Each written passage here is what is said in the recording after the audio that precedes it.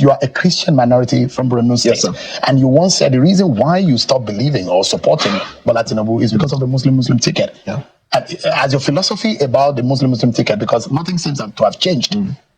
Has it changed now? Shegun, are you having what we call father time? You have asked me this question before. We trashed it here. No, we need to trash it because you have now taken up the responsibility to officially speak for the president. For your training and for the I mean, I can speak for what my training and for what my industry deserve and the Nigerian people deserve.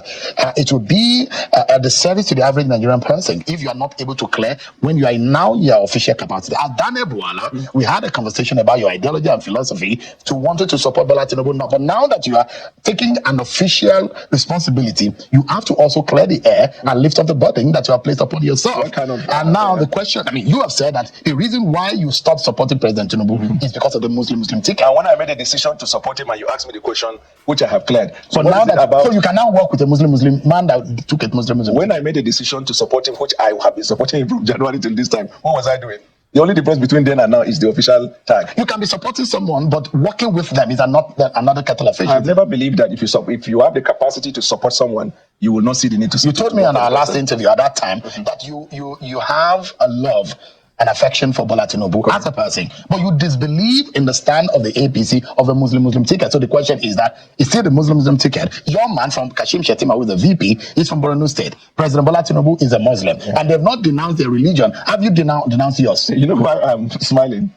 This is what I do for a living as a lawyer, where we cross-examine people. You change style, but you ask the same question which I've asked me in January and I've answered. So my reply to this will be asked and answered.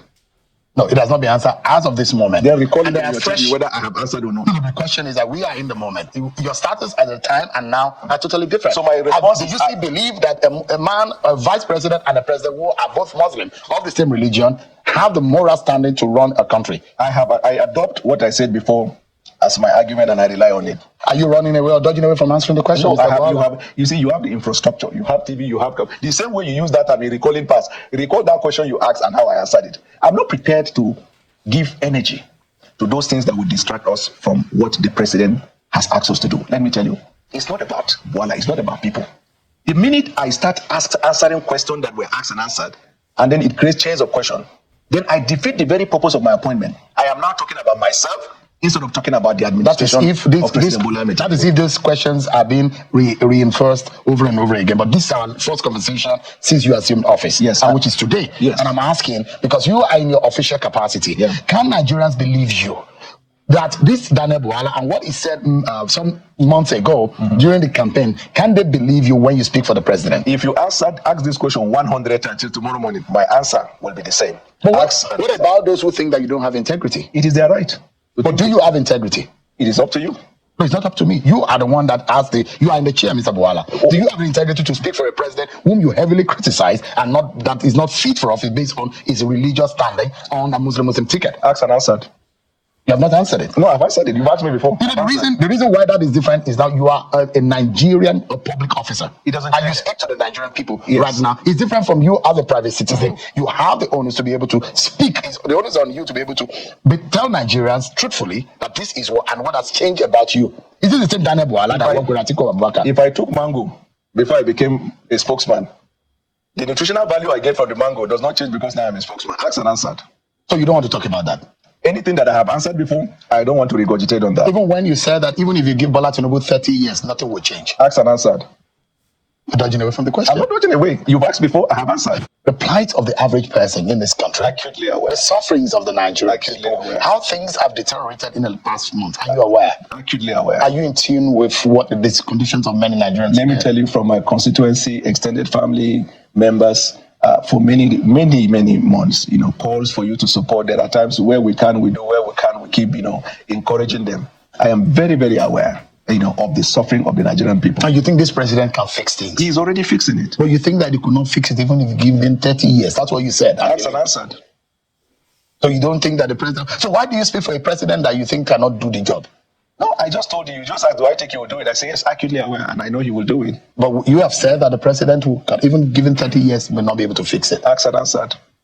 So you don't believe he can do it? Asked and answered. Why do you speak for him then? I speak for him because, one, I believe in him, and from January when I met him, I committed to supporting his cause, and not just supporting, advocating for it. So not just that I believe him, I was busy, as I've always done, speaking to the Nigerian people. This is what the plan is. Look, a little while we will we'll have this cough, turn up the cough or whatever, the English nomenclature. But because if you look at it, look at even the numbers. Look at the National Bureau of Statistics. If you look at this inflation, both general inflation and food inflation, you will see sometimes when the inflation goes up, there is a reason for it. Like I told you the other time, if you look at the flood in Borno and Yobe, it affected the food crops of the people, the insecurity in North Central. You remember we just got out of the deeper problem in the Middle Belt. These are not spiritual things. They are fact. There is a cause, there is event. But look at the way we are coming out. You have even did your monologue. I remember one time you were talking about how states have become insolvent, bankrupt, and the rest. But ever since the president took up with the increased allocation arising from this revenue, we are not talking about bankruptcy of state. We are talking about governors should please do their best to administer to the people. That's a marked difference. Now, so we are not suggesting that everything has changed overnight. No, but what we are saying is that we are gradually coming out. You have asked me the last time I was here on Lee Kuan Yew's policy. Yes, when Lee Kuan Yew started, for anybody who cares to study, when Lee Kuan Yew started, at a point as if they were going to stone him, it was completely terrible. But later, the people got out of the problem. There is no reform that changes overnight. Anybody, it's just like money making. You're into business. Somebody said tomorrow morning you will get it. It's a 419. But if you are going to build on trade, there is income, there is expenditure, there is investment, there is patience, there is seed time, there is harvest time. You keep pushing, I push it. What federal government and the president's agenda is doing is, because even when you are implementing that, you must do intervention. And the president is doing that. We see in the area of transportation, we see in the provision of fertilizers and seedlings. We have also seen, in the private sector where they are, giving money to support, employment there so people don't go out of jobs. So you can see that everywhere, the effort in terms of the intervention, the president is doing it. All of these facts you're talking about is because you have now moved closer to him.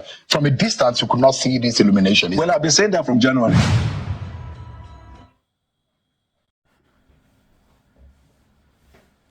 The plight of the average person in this country, acutely aware. The sufferings of the Nigerian people, aware. How things have deteriorated in the past month. Are you aware? Acutely aware. Are you in tune with what the conditions of many Nigerians? Let me tell you, from my constituency, extended family members, for many months, calls for you to support. There are times where we can, we do, where we can, we keep, encouraging them. I am very, very aware, of the suffering of the Nigerian people. And you think this president can fix things? He's already fixing it. But you think that he could not fix it even if you give him 30 years? That's what you said. That's an answer.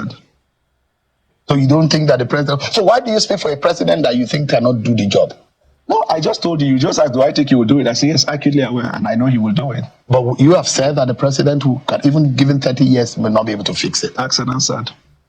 So you don't believe he can do it? Asked and answered. Why do you speak for him then? I speak for him because, one, I believe in him, and from January when I met him, I committed to supporting his cause, and not just supporting, advocating for it. So not just that I believe him, I was busy, as I've always done, speaking to the Nigerian people. This is what the plan is. Look, a little while we will we'll have this cough, turn up the cough or whatever, the English nomenclature. But because if you look at it, look at even the numbers. Look at the National Bureau of Statistics. If you look at this inflation, both general inflation and food inflation, you will see sometimes when the inflation goes up, there is a reason for it. Like I told you the other time, if you look at the flood in Borno and Yobe, it affected the food crops of the people, the insecurity in North Central. You remember we just got out of the deeper problem in the Middle Belt. These are not spiritual things. They are fact. There is a cause, there is event. But look at the way we are coming out. You have even did your monologue. I remember one time you were talking about how states have become insolvent, bankrupt, and the rest. But ever since the president took up with the increased allocation arising from this revenue, we are not talking about bankruptcy of state. We are talking about governors should please do their best to administer to the people. That's a marked difference. Now, so we are not suggesting that everything has changed overnight. No, but what we are saying is that we are gradually coming out. You have asked me the last time I was here on Lee Kuan Yew's policy. Yes, when Lee Kuan Yew started, for anybody who cares to study, when Lee Kuan Yew started, at a point as if they were going to stone him, it was completely terrible. But later, the people got out of the problem. There is no reform that changes overnight. Anybody, it's just like money making. You're into business. Somebody said tomorrow morning you will get it. It's a 419.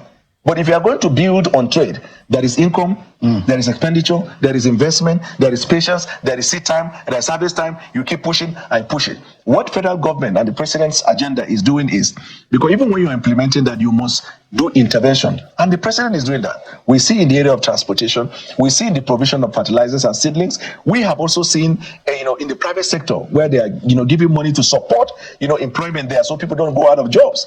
So you can see that everywhere, the effort in terms of the intervention, the president is doing it. All of these facts that you're talking about, all of these facts you're talking about is because you have now moved closer to him. Is to have a personality that is believable before you can convince people to buy a product. So in public relations, that is very key, believability. So the question is that how much of effort are you making to ensure that you are first believed before you can say President Tinubu to the nation? Let me answer. I have been believed by a tremendous number of Nigerians. In fact, ever once the idea of the appointment was mulled, I have been inundated by calls, listen, even from Labour Party, who said they disagree with us on policy, they disagree, but they think that if this guy carry his gift to put it to work in Asiwaju's government, it will help. Belief is opinion of people. You don't have power to change it. What you have power to is to speak.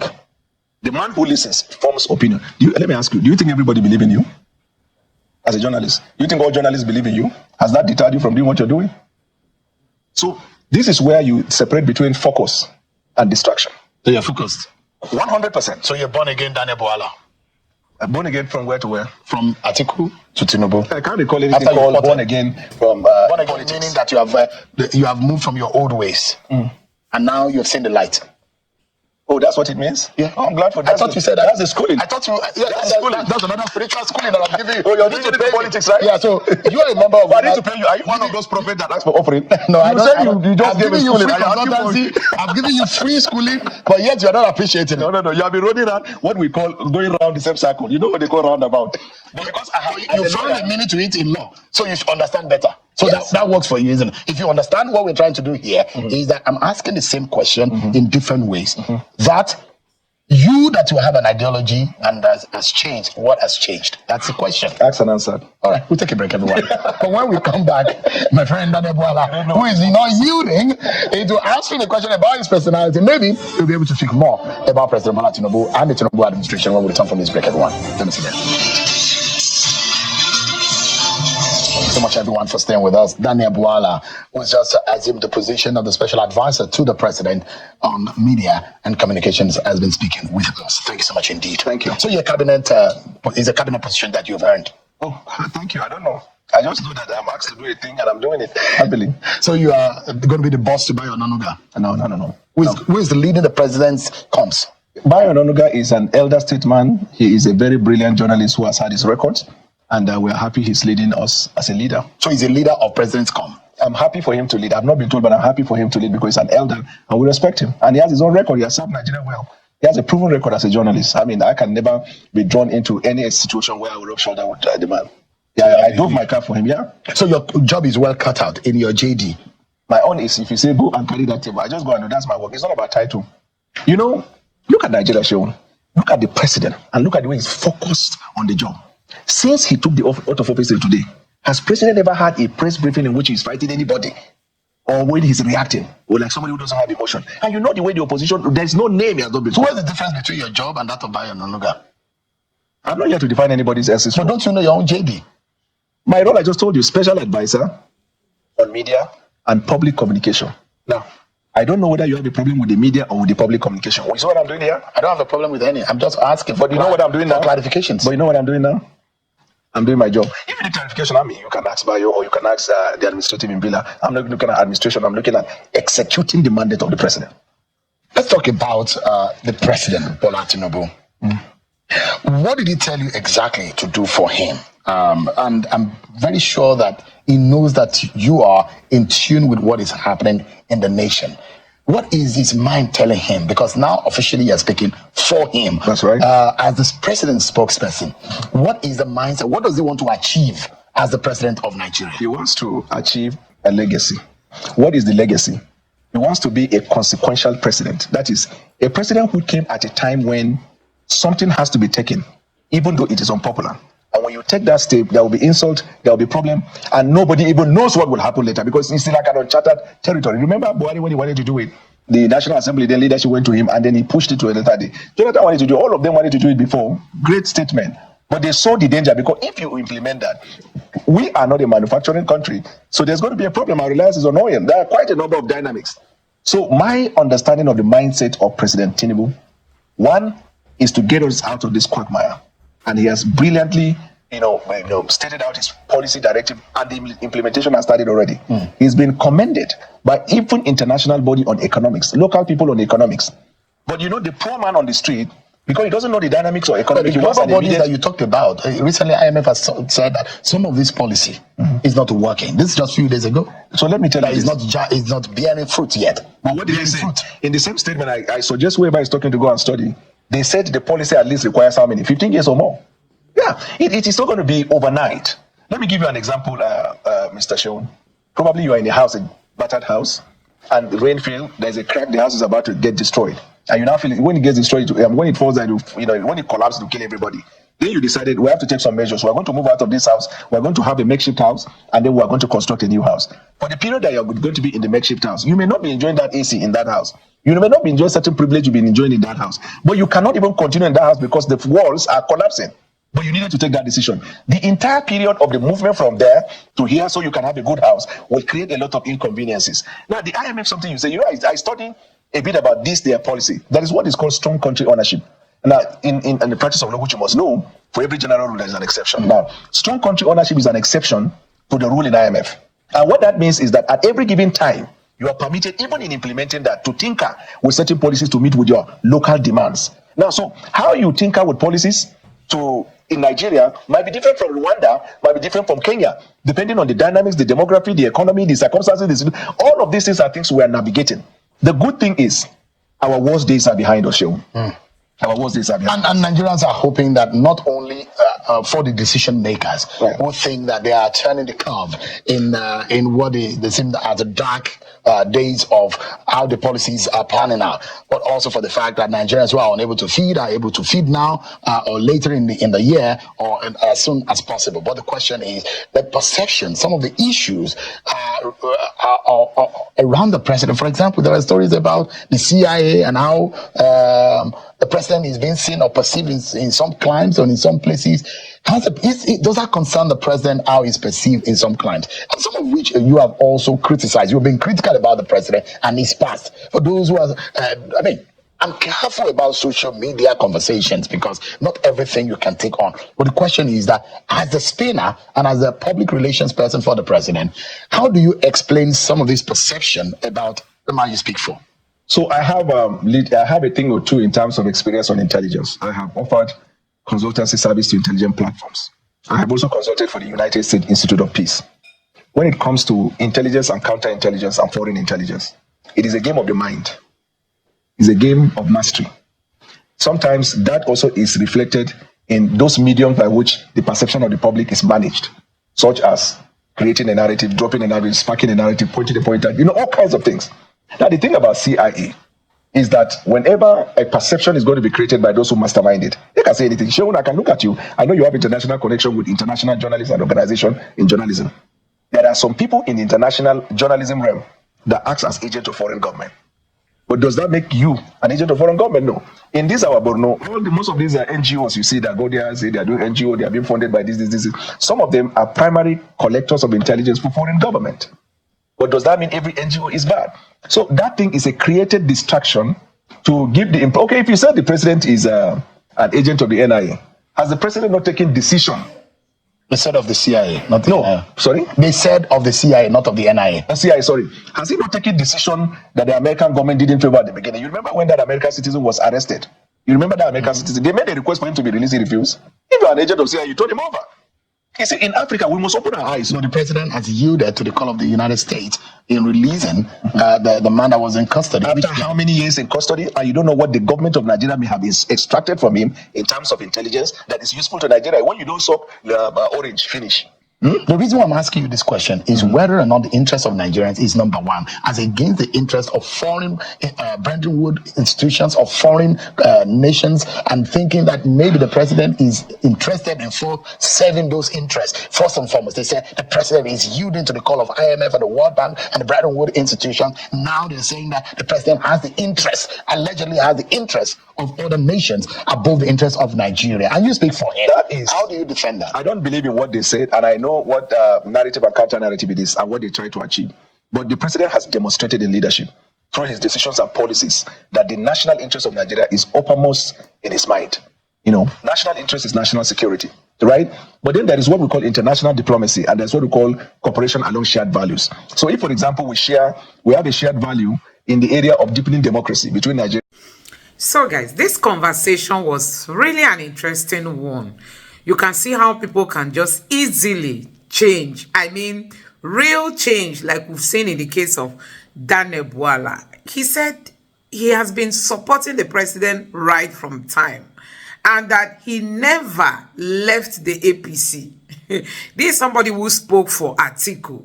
This is somebody we know that came out to talk about Tinubu's drug-related cases. He said he was leaving the APC because Tinubu picked a Muslim ticket. That as a Christian, it would not be wise for him to support a Muslim ticket. And everybody tend to resonate with that. I mean, many Nigerians did not like that option of the APC.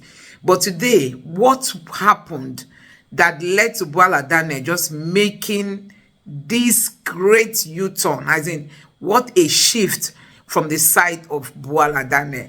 And you can see that he's already, somehow, he's not even working well with Bayo Onanuga, who is really the head of, when it comes to press and speaking for the presidency. Because as it stands now, we are hearing that Bayo Onanuga will still have to approve of everything Bwala Daniel is going to be saying. But the whole thing boils down to, this is a man who once said Tinubu is not even worth being the president of Nigeria. But today, he's saying that Tinubu means well for Nigerians.